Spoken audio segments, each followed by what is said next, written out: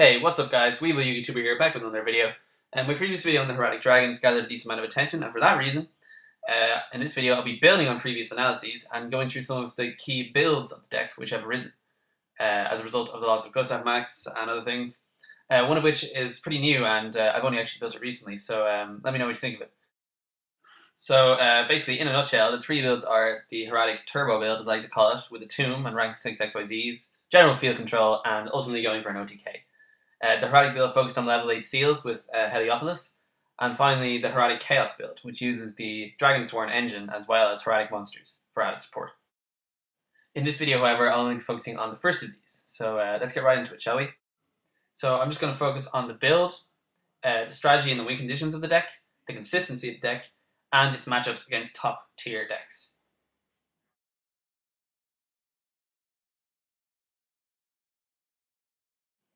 Right, so let's go through the build. Okay, so we've got the normal Dragon type monsters, Luster Dragon and Watchtail Dragon. That's to ensure, of course, that Change's appearance doesn't affect them. You've got triple Effect Vader for just general effect negation. You got triple Esset, triple Sue, and triple Tefnut. They're pretty much staples. The only thing I'd say is that sometimes Tefnut is at 2. 2 Red Eyes Darkness Medals. He's not at 3 because Gustav Max isn't around and he'd just be kind of dead in the hand and it'd be pretty awkward. So 2 is fine. Gores, Tragoedia, and 1 Neptet. I don't like this guy too much, so I'm just putting him in at 1. But on occasion, he does help to get monsters on your opponent's side of the field by tributing Sue from the hand or something, so he's not too bad. As regards to spells, we've got the staples.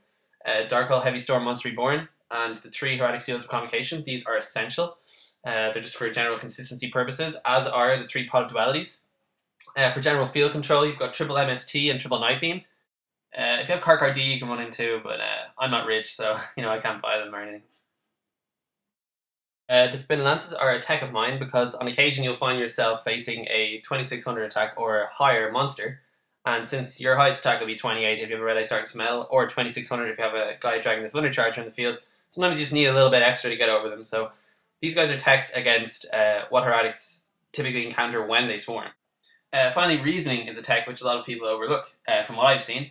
But first turn, it can get you a Red Eye Starting Medal, or a Hieratic monster, or a Tragoedia, or a Gores. It can basically just help you to go into your combos a lot more easily.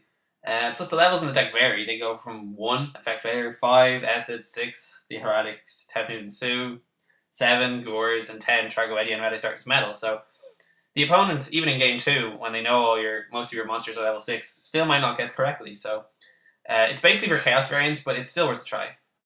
Finally, for traps, we've got Solemn Brigade. It's pretty standard, really. The warnings are just for pure summon negation. The Solemn is just for every other type of negation. You could use Bondless since priority is gone, but I just feel that negating the summon is much more important for things like trigger effects and annoying stuff like that.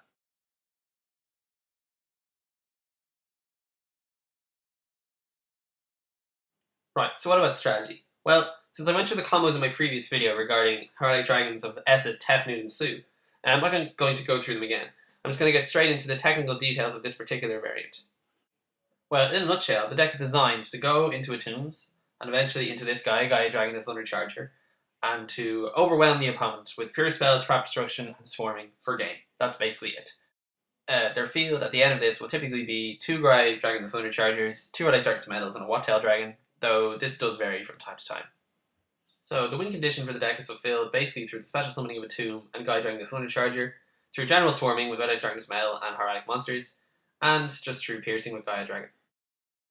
But the deck is a patient one. Even if it goes first, it'll more than likely just set a back row, stall with a Karkar D, or wait, because it wants its opponent to summon a monster so they can go into Tefnut and swarm.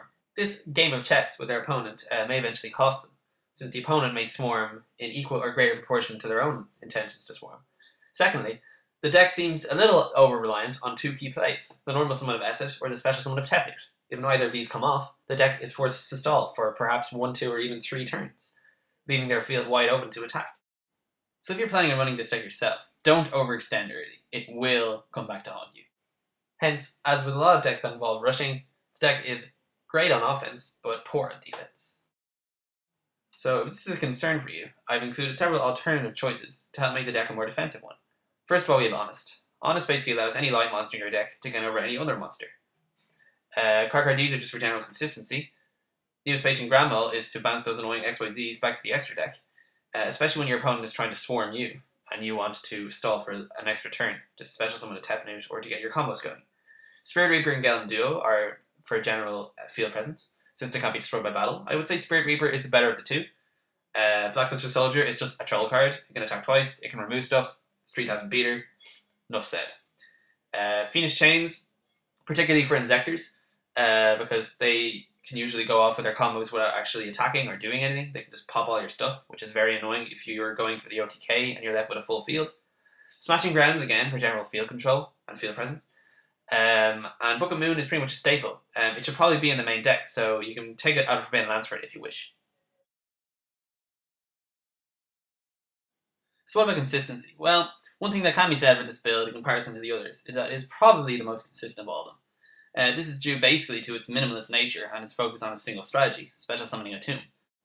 It doesn't touch other tributing spells, such as Draconic Tactics, Enemy Controller, Horn of Heaven, Monster Gate, or any of the level 8 seals. Other engines using Trade-In, the White Stone of Legend, and Blue Eyes White Dragon are similarly avoided. Certainly in the case of this deck, simplicity really is the key. And it's for that reason why the deck runs so efficiently and effectively. So what about matchups? Possibly the most annoying combo in Yu-Gi-Oh! Right now, Neos Alias and Gemini Spark and E-Heroes can pretty much deal with anything the Heretics toss at them. If they special a Tefnut, they'll stop them by tributing it by activating the Spark. If the Heretic player has already established field presence, the Shining can get over almost all of their monsters. That being said, it's always about early momentum. I have a personal hatred for this deck given how easily it is to use effectively, but against early game Heretic decks, they can have some trouble. This is because against this build, they are forced to commit to the field, since the Heretic player very often won't.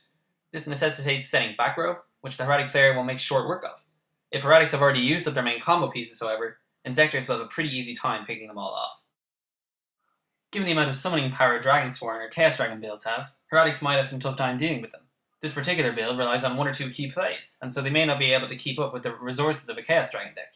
From playtesting, however, if Heretics swarm, Chaos Dragons are very often left at a loss, since they have no back row, typically, and can't defend against the swarm. Finally, against Dino Rabbit. First turn Rabbit will always hurt a deck. In this case, it will stop a first turn Tefnut or Esset. Overall, however, I see Heretics winning out. They can attack over most of the vanilla monsters, as well as Lagi and Dalka. While Dalka himself can stop most of the effects, all this build needs is a single turn to swarm. Once again, this depends on the individual circumstances of the duel. So in conclusion, they have some good and some bad aspects. They're good at rushing, but they're poor at defending, although some of the alternative cards I suggested might resolve that issue. As regards matchups, I'd say their best matchup will probably be against Chaos Dragons or Dino Rabbit. Their worst matchup against Inzektors or Elemental Heroes. But that still doesn't mean they won't be able to beat those decks under the right circumstances. As the forthcoming videos in this series will reveal, there are far more ingenious or at least creative ways of utilizing the Hieratic engine than the standard one presented above. So stay tuned and keep an eye out for the next video in the series. Anyway, that's all for today's video, guys. Thanks for watching. I've got a deck review of my Scrap Anti-Meta deck coming up, still tinkering with the build actually. And I'll try to film a couple of duels at locals this weekend for your viewing pleasure. Okay, catch you later, guys. See ya!